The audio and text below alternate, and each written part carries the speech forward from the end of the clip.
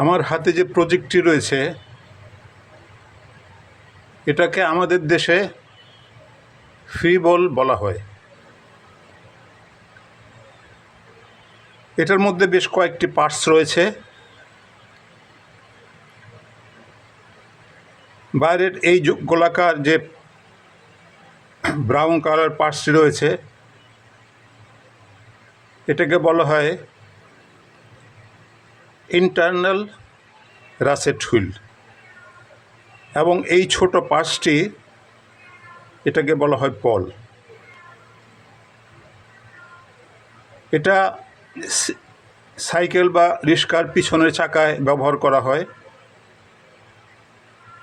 এটা একদিকে ঘোরাবে এবং অপর দিকে এটা ফ্রি চলবে। এইভাবে এই যন্ত্রকৌশলটি কাজ করবে। আমি এখানে দেখাচ্ছি, যখন আমি এই পার্টসটি আমি ডান দিয়ে ঘোরাচ্ছি, তখন এই যে ছোট কালো পার্টসটি এটার সাথে একটি স্প্রিং লাগানো আছে। এটা ডান দিকে ঘুরলে